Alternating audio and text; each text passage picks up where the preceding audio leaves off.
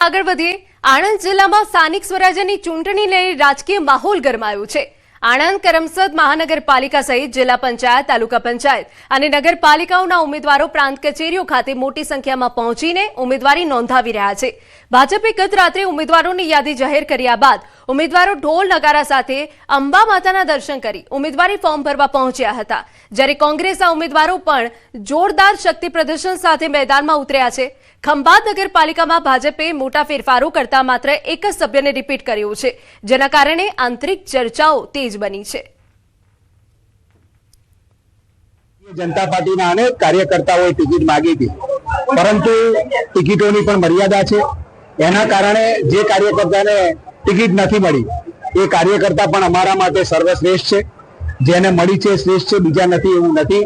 મને અંબોડા જિલ્લા પંચાયતના મતદારો પર વિશ્વાસ છે કે અતિ બહુમતીથી મને જીતાડીને ફરી પાછો જિલ્લા પંચાયતના સભ્ય બનાવશે। ખંભાત શહેરમાં છેલ્લા 35 વર્ષથી ભાજપનો ભગવો લહેરાતો આવ્યો છે અને અત્યારે પણ ભાજપ સૌથી વધુ સીટો 30 થી વધારે સીટો જીતી અને ભારતીય જનતા પાર્ટીની મ્યુનિસિપાલિટી બનાવશે। કાર્યકર્તાઓને પણ તક મળવી જોઈએ, એ માટે પાર્ટીએ નિર્ણય બનાવ્યો કે 3 ટર્મ ઉમેદવાર જે સતત રહ્યો હોય એને આ વખતે એમાંથી મુક્ત કરવા જોઈએ।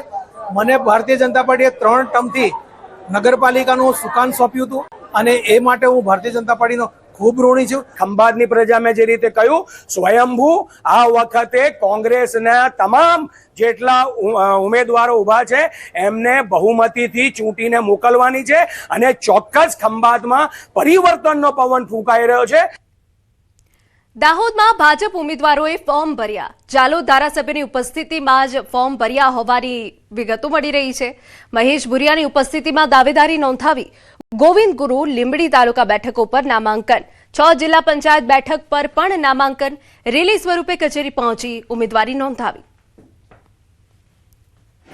નિયુક્ત કરેલા ઉમેદવારોના આજે અમે ઉમેદવારી ફોર્મ જિલ્લા પંચાયતના ઉમેદવારોના અમારા ચૂંટણી અધિકારી પાસે, તાલુકા પંચાયતના ઉમેદવારોના ફોર્મ તાલુકા પંચાયત અધિકારી પાસે આજે અમે સમયસર રજૂ કરી સૌ ઉમેદવાર ભાઈ બહેનોએ એમનું ઉમેદવારી ફોર્મ રજૂ કરેલ છે અને તમામ જિલ્લા પંચાયતની બેઠકો અને તાલુકા પંચાયતની બેઠકો નવરસિદ્ધ ગોવિંદ ગુરુ તાલુકાની વિકાસના મંત્રને સાથે લઈને આજે અમે ફોર્મ નામાંકિત કરેલ છે। નર્મદા જિલ્લામાં સ્થાનિક સ્વરાજ્યની ચૂંટણીને લઈ રાજકીય ગરમાઓમાં રંગ જામ્યું છે, જ્યાં ભાજપ, કોંગ્રેસ અને આમ આદમી પાર્ટીના ઉમેદવારો દ્વારા જોરશોરથી ઉમેદવારી ફોર્મ ભરાયા। ભાજપે જિલ્લા અને તાલુકા પંચાયત માટે ઉમેદવારો જાહેર કર્યા, પરંતુ રાજપીપળા નગરપાલિકા માટે અંતિમ ક્ષણે બંધ કવરમાં મેન્ડેટ આપવાની રણનીતિ અપનાવતા કાર્યકરોમાં નારાજગી જોવા મળી અને કેટલાકે અપક્ષ ઉમેદવારી નોંધાવી। કોંગ્રેસ તરફથી પૂર્વ ધારાસભ્ય પીડી વસાવાના પરિવારજનો પણ મેદાનમાં ઉતર્યા છે, જ્યારે આમ આદમી પાર્ટીએ ચેતર વસાવાની આગેવાની હેઠળ શક્તિ પ્રદર્શન કર્યું છે। હવે તમામ પક્ષો જીત માટે એડીચોટીનું જોર લગાવી રહ્યા છે, જેના કારણે ચૂંટણી જંગ રસપ્રદ બન્યું છે। આજે રાજપીપળા નગરપાલિકાની સામાન્ય ચૂંટણીમાં મેં ભારતીય જનતા પાર્ટી તરફથી મારી ઉમેદવારી નોંધાવી છે। મને પૂરો વિશ્વાસ છે કે રાજપીપળાની જનતા આ વખતે વિકાસને મત આપશે।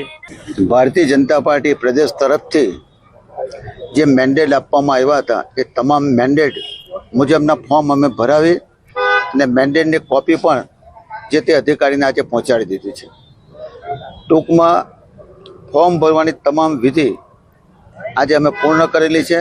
મતદારો સાથે અમે એવી રીતે વાતચીત કરીશું કે જે અત્યાર સુધી કોઈ પક્ષે કામ નથી કરે, જે તમારી કોઈ પણ મુશ્કેલી હોય તે તમારી સામે રાખો અને એનું તમારું નિવારણ અમે લોકો લાવીશું, એનો એમને વિશ્વાસ આપીશું। આ વખતે કોંગ્રેસ તાલુકા અને જિલ્લામાં બેસે છે, કારણ આજે તમે પણ જાણો છો, હું પણ જાણું છું, મોંઘવારીએ માજા મૂકી છે, નવયુવાનોને નોકરી મળતી નથી, લોકો ભાજપના વહીવટથી કંટાળી ગયા છે અને હવે એક માત્ર કોંગ્રેસ પક્ષ એવો છે કે આઝાદીના સમય પછી એમને અનુભવ કર્યો છે, લોકોની મુશ્કેલી કરી છે, દેશના દરેક સેક્ટરમાં પ્રગતિ કરી છે। રાજપીપળા હરસદી માતાના આશીર્વાદ લઈને તાલુકા પંચાયત, જિલ્લા પંચાયત અને નગરપાલિકાના ઉમેદવારોના ફોર્મ ભરવા માટે અમે જઈ રહ્યા છે કે આ વખતે ચોક્કસ આમ આદમી પાર્ટી નર્મદા જિલ્લા પંચાયત, નર્મદા જિલ્લાની તમામ તાલુકા પંચાયત અને નગરપાલિકામાં પૂર્ણ બહુમત સાથે પોતાના પ્રમુખ બેસાડશે એવો અમને વિશ્વાસ છે. સમાચારમાં આગળ વધી મહીસાગરમાં સ્થાનિક સ્વરાજ્યની ચૂંટણીનું જંગ હવે તેના ચરમસીમાએ પહોંચ્યું છે, જ્યાં જે ઉમેદવારી ફોર્મ ભરવાના અંતિમ દિવસે રાજકીય પક્ષો અને ઉમેદવારોમાં ભારે ઉત્સાહ જોવા મળ્યો. જિલ્લા પંચાયતે 28 બેઠકો, 8 તાલુકા પંચાયતોની 150 બેઠકો અને લુણાવાડા નગરપાલિકાના વોર્ડ નંબર 5ની પેટા ચૂંટણી માટે ભાજપ, કોંગ્રેસ અને આમ આદમી પાર્ટીના ઉમેદવારોએ વિશાળ રેલીઓ અને શક્તિ પ્રદર્શન સાથે પોતાના નામાંકન પત્રો દાખલ કર્યા હતા.